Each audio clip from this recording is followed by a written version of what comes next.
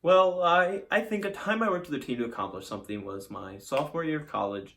I worked for Anheuser-Busch's venture capital arm, ZX Ventures. The team I worked on was a team of four people. I was placed on a team with two Anheuser-Busch employees from Europe, and an employee from ZX Ventures. And we were given a problem, which was the wholesaler distribution industry in Europe, $25,000, and told to start a company off that problem. The chain of those three people, the beer manufacturers, wholesalers, bars, and restaurants, really broken, and the wholesaler just skims money off of the middle, but you don't really need it. So we ended up creating a B2B e-commerce platform that we launched in the Netherlands, and we ended up getting $2.5 million in funding from Anheuser-Busch to launch that product live in the Netherlands. When we were working on that team, it was really interesting. We basically tackled that problem. We had some issues with each other, but I was ultimately responsible for the product development, so I helped build the B2B commerce platform and work with the developers. I gathered information by meeting with bars and restaurants in the Netherlands. I was really able to help contribute making this product successful.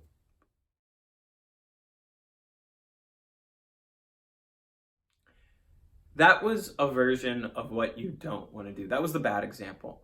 In it, there was no beginning, middle, or end.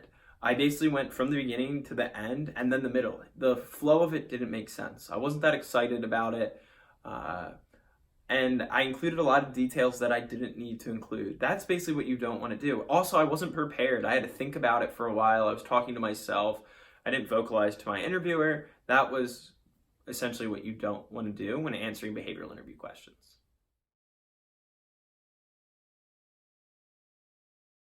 Okay.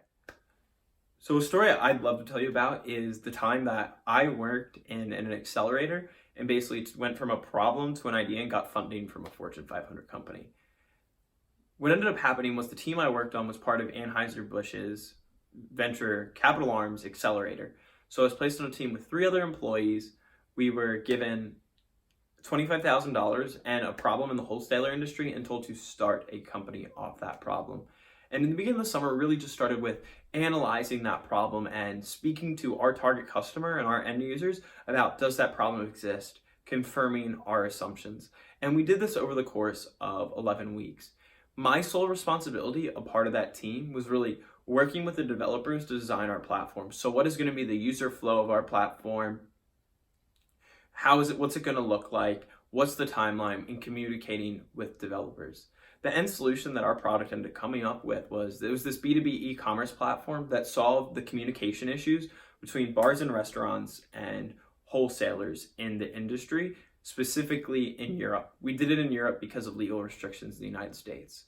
The three other people I worked with were Sam, Fred, and Yeltsin. And like I said before, we all had different roles. We had issues with each other throughout, and I kind of clashed with Yeltsin, but we really came together as a team, with Sam and I being focused on the product side and Yeltsin and Fred focusing more on the sales side. And we all really played to our strengths within that part. Sam and I didn't speak Dutch, while Yeltsin did, so Yeltsin was a really big communicator for us in Europe, and he was stationed there the most. In the end, we ended up launching this product and we went live with 13 bars and restaurants and 3 wholesalers. And that seems like a small number, but we accomplished this in 11 weeks and we processed over $20,000 worth of orders. In the end, Anheuser-Busch ended up actually funding $2.5 million into the venture, and it's still running today.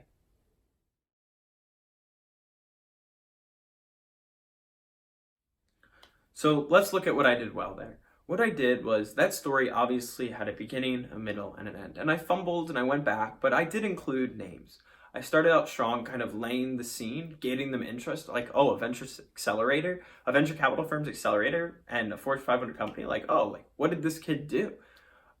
Really set that stage and bring them in.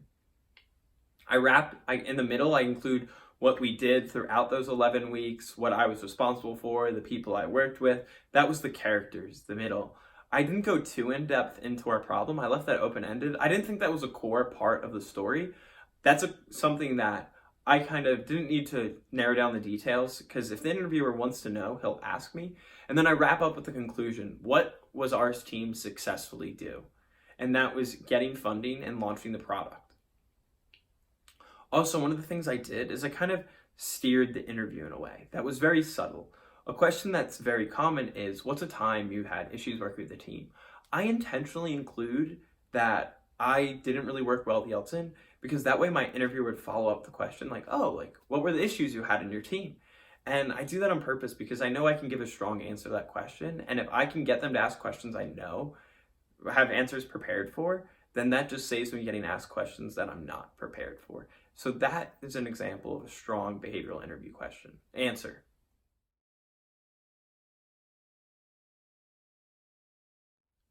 Yeah, as I talked about before though, in that team at ZX Ventures, our team was one-stop shop.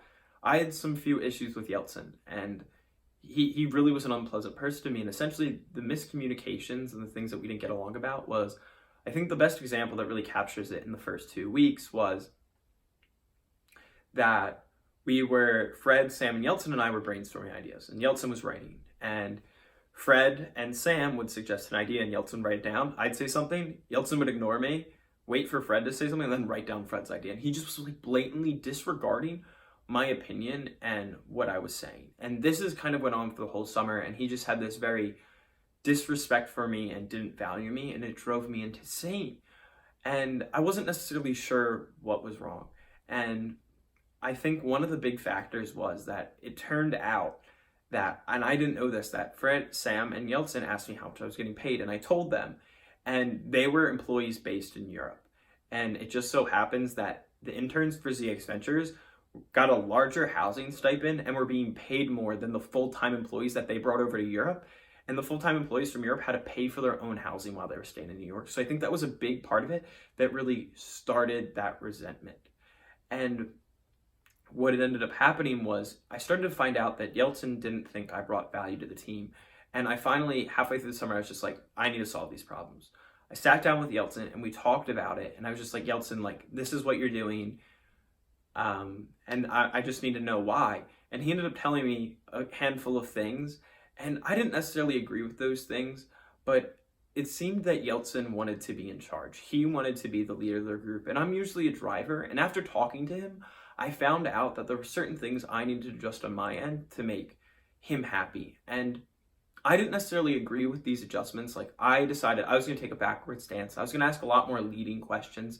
And if I had an idea that I want to be brought forth, sometimes I would ask questions for our team to get to this idea.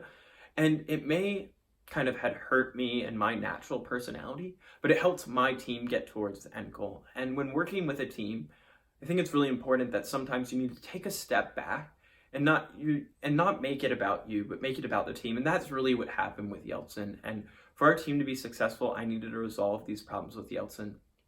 So ultimately, to solve these problems, I took a step back, started asking more questions. I was kind of less aggressive, and I let Yeltsin be in the driver's seat.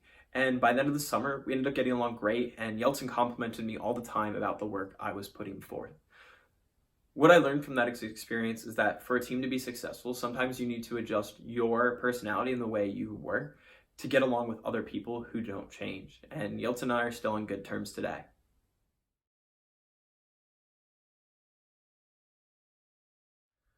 So analyzing that story about working with team members, what I did was I made it about me. What you don't want to do in those type of scenarios is you don't want to blame other people. Companies don't want toxic people. For a great example of this is that one of the teams in that accelerator I worked in was super successful.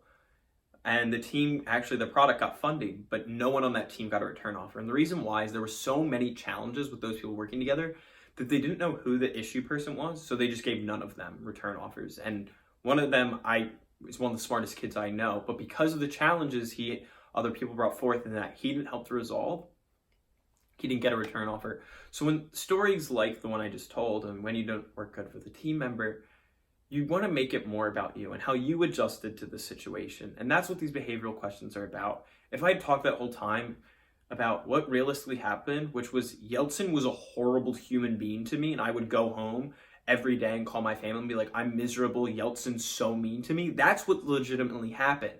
Like, this dude, man. But you don't, like, that looks bad on you saying it that way in the interview. So what I did is I frame it.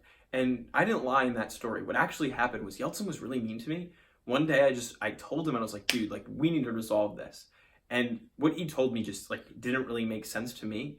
But I analyzed what he said, and I decided to take a step back, and I was way less of an aggressive person. I was more calm. I asked questions. I made things more about him. We got along really great, but I secretly could not stand him the entire time. But I did that because I wanted to make sure I got a return offer, and I wanted to make sure our team was successful, and I wanted him to stop being mean to me. So that's what you need to do in your interview questions with behavioral ones, like the one I just did, is sometimes it's about how you frame things, how you set it up, and telling a good story. And I talked about the beginning, the middle, the end, what ended up happening. I summed it up, and I talked about my learning. And I think what that answer really does is it reflects on me like, oh, this person's very self-aware, which is important with a product manager. They have great communication skills. They're willing to confront people. They can work successfully in a team, and they can resolve problems. All of the skills that I really included and those personality traits in that story reflect being a good product manager. And that's what you want to do to create really killer behavioral interview answers.